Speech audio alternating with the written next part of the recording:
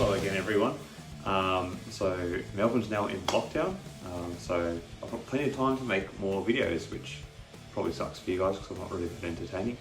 Anyway, what I wanted to talk a little bit about today was the latest Socceroos squad, which has been picked to finish off this next round of World Cup qualifiers, and why I think it's actually kind of not a nail in the coffin, but kind of, to me, marks really the end of the A-League for this season anyway, at least in my mind in terms of quality perspective. So to start with, Graham Arnold, the coach, announced a 31-man squad to go and stay in Kuwait to verse four powerhouses of Asian football in Nepal, Kuwait, Jordan and Chinese Taipei. Australia so far is undefeated in that group, and you know, none of these countries are really that strong. Jordan's a bit of I guess Jordan is reasonably strong, I suppose, but you know, it's not a tough stage. The toughest stage is getting through this group, and then the final two groups that they play off in after that. That's where the World Cup qualifying gets a bit more challenging. So in this squad, there's quite a few A-League players named, and the problem with that is that the A-League season is still running, and in fact it's coming towards its final series. So there's a number of key players who are going to be missing for certain clubs, and as you'd probably expect, they tend to come from the clubs which have had the most success this season. So number 1 and 2 on the ladder right now are Melbourne City and Sydney FC, and you know, Melbourne City's now locked up the minor premiership, and Sydney FC is in the box seat to take second position, and they're both going to be without 3 of their key players. Melbourne City's going to be losing Curtis Good, Connor Metcalfe and Jamie Maclaren. I think Jamie Maclaren is meant to get married this weekend, so he was stopping his games with City earlier, although now we're in lockdown, I don't know if he can actually get married, we'll see.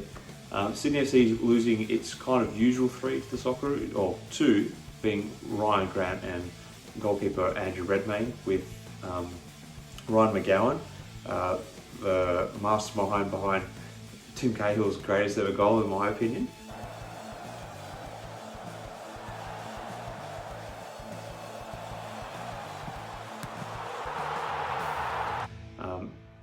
Has been recalled into the squad, so because he's been in such good form. And then I guess the other interesting one is the Central Coast Mariners, who've been kind of punching above their weight this season, are now going to be without Ruon Tongyik, who's been a rock in defence for them this season. So they're 3 of the major teams that are contending for the finals, and they're going to be without key players. There are a few other A-League players going into this squad as well, but it seems to be particularly Sydney FC and Melbourne City are going to be particularly hurt, because we don't have deep squads here in the A-League. They're kind of designed to rely on regular playing from the players.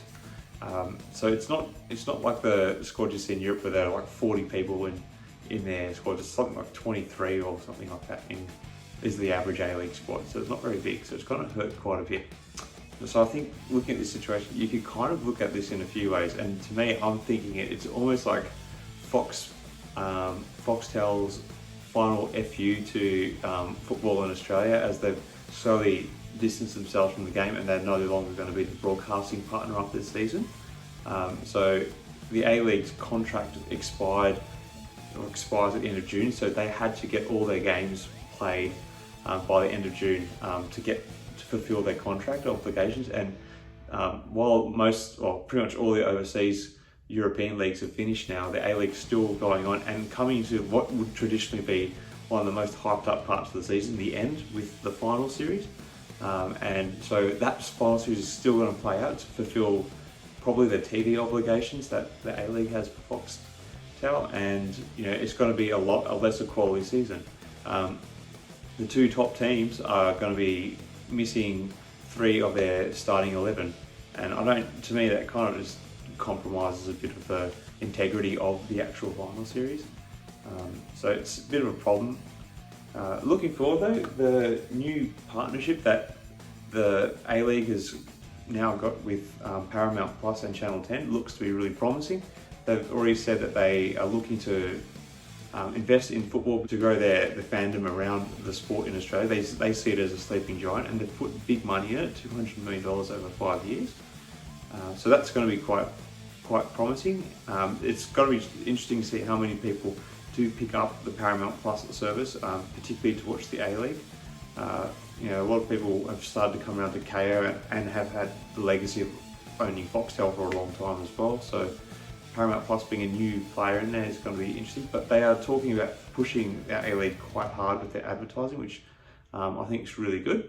With the move away from Fox, one thing I think that's kind of upset a lot of fans is we're no longer going to see Bozza. To many A-League fans, Bozza was what you watched Foxtel for, or you watched it for soccer, obviously. But Bozza's commentary and his character is just so unique. Hopefully, Paramount Plus can somehow land him there. That'd be great. But I'd love to see them pick up Simon Hill.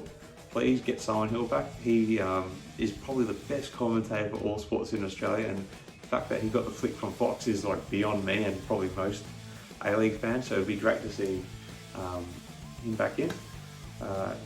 Anyway, that's about all I really want to talk about. I don't think the final series is going to be really the same. It'd be good to still see, particularly being a Sydney FC fan, to see Sydney FC win, but Melbourne City or Sydney FC still challenging. Although I think the Mariners, even though they're losing Tongyik, just one player, they've still got a fair bit of quality across the park, so this could actually position them to be a little bit stronger towards the end of the season.